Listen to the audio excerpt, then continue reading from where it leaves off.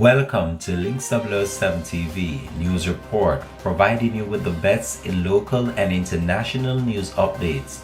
This is a place where you can get the most reliable and informative news information. Links 007 TV News Report. Hi and welcome. Today is February 28, 2024. These are the news making the headlines. British woman arrested at airport after cocaine allegedly found hidden in craft items. A British woman was arrested on Monday at the Sangha International Airport in Montego Bay, St. James, Jamaica, after cocaine was allegedly found hidden in Jamaica craft items in her luggage. She has been held on reasonable suspicion of breaches of the Dangerous Drugs Act. Her name is being withheld pending further investigations by the police. The police said that at around 3 p.m., lawmen were conducting operation when a woman was accosted by the narcotics operatives. The woman was subsequently in the process of checking in on a flight to London, England. After a preliminary interview, the police became suspicious and carried out a search of her luggage, which revealed 1.6 kilograms of cocaine concealed in Jamaican crafts items according to the police. The estimated street value of the cocaine in the United Kingdom is valued at £36. She was subsequently arrested. Her court date is to be finalized. Continuing the news. 7 people were shot, 3 fatally at a bar in Frome, Westmoreland on Wednesday morning. The deceased men have been identified as shop owner Everard Rowe of Frome, Kemar Simit, otherwise called Beanie, and Andrew MacDonald, both of Gullibanks in Salvamore in the parish. Reports from the police are that all 7 victims were patrons at the Pixie Dust bar. While there, a white Toyota Axiom motor car allegedly drove up and stopped.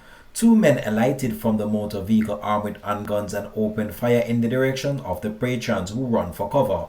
When the shooting subsided, Rowe was seen outside on the ground with a gunshot wound to the upper part of his body, while Simit was also found with gunshot wounds to the upper part of his body, while McDonald was also found with gunshot wounds to the head and upper part of his body, and McDonald was found inside the bar. A female victim later discovered that she received a gunshot wound to the left thigh and a graze to the right side.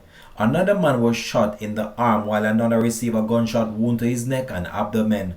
All 7 persons were transported to the Salvamore General Hospital, where McDonald and Simit were pronounced dead on arrival, and Rowe succumbed to his injuries while undergoing treatment. Assistant Commissioner of Police ACP Clifford Chambers and Senior Police SSP Wayne Joseph visited the scene of the tragic shooting in Frome, Westmoreland, where several individuals were shot, 3 fatally, who succumbed to their injuries on Wednesday morning. The incident marks the 3rd mass shooting in the parish since the beginning of the year.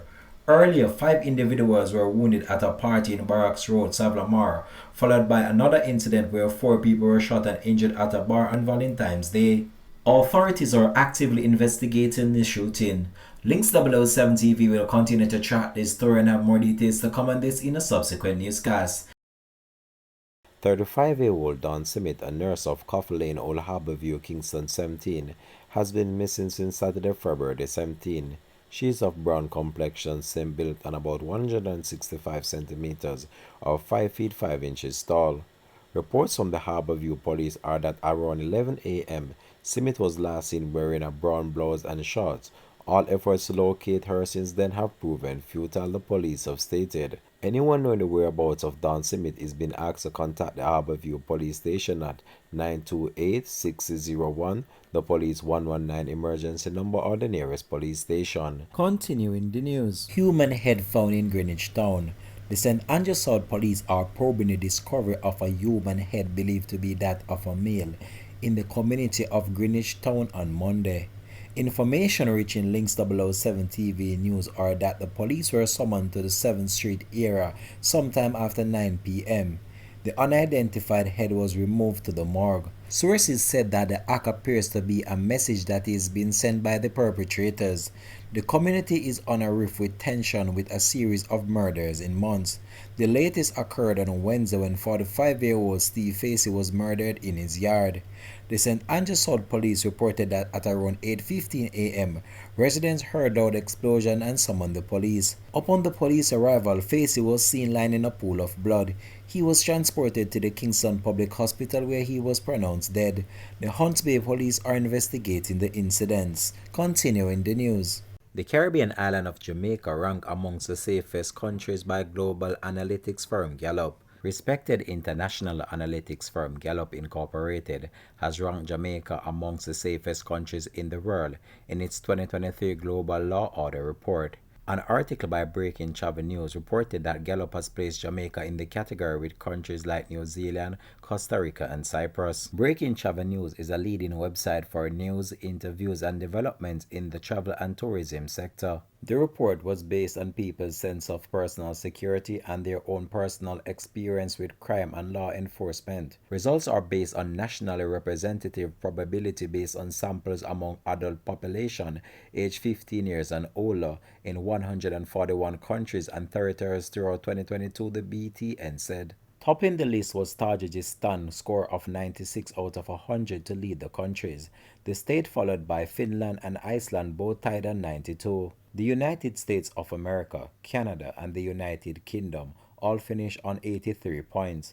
Jamaica scored 75 points and was ranked amongst the safest countries in Latin America and the Caribbean. Jamaica has a culture of vibrant energy and laid-back charm. The island will captivate you and explore the rhythmic pulse of the island, and the irresistible vibes, warmth, and spirit of the Jamaican people will leave an indelible mark on your heart. Jamaica has long attracted the great and good to its shores and continued to be one of the premier tourist destinations for the world. The island's appeal hasn't faded over the years and continues to be one of the top destinations for the world.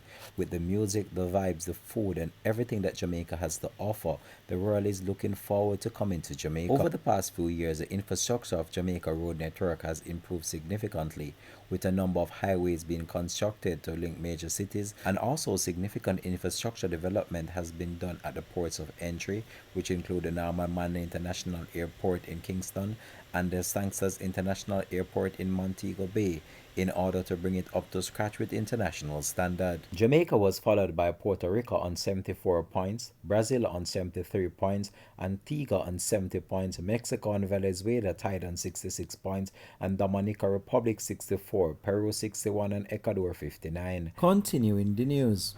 The Labour Ministry warns against overseas employment scams. In a stance against fraudulent overseas employment schemes on social media, the Ministry of Labour and Social Security has issued a stern warning to members of the public. In a statement on Friday, the ministry said it disassociates itself from such deceptive advertisement.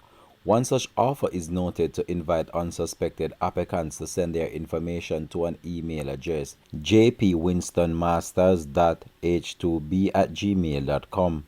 The ministry wants to make it abundantly clear that this entity is operating illegally, preying on the hopes and aspirations of legitimate job seekers. Additionally, the unauthorized use of the ministry's logo in the use of advertisement is an act of fraud.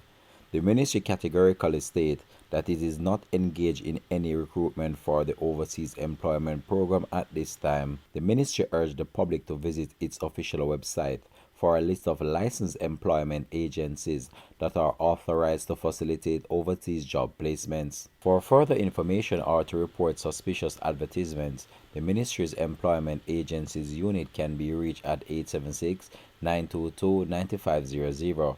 The ministry is also advising individuals who suspect that they have fallen victim to the scam to promptly contact the unit or report the matter to the Jamaica Constabulary Force JCF Fraud Squad. The Labour Ministry underscores that any entity intended to engage in the recruitment of workers in Jamaica, whether for local or overseas placements, must be licensed in compliance with the Employment Agencies Act.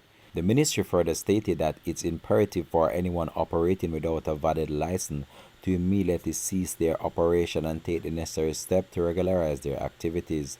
The ministry further added that it's taking a zero-tolerance approach to employment scamming and will take decisive action against violators. Anyone found operating in breach of this regulation may be subjected to a fine of up to $1 million, with alternative of up to 12 months imprisonment upon conviction. Continuing the news. Jamaican Olympic champion Shelly Fraser-Pryce signs deal with luxury watch brand Richard Mille.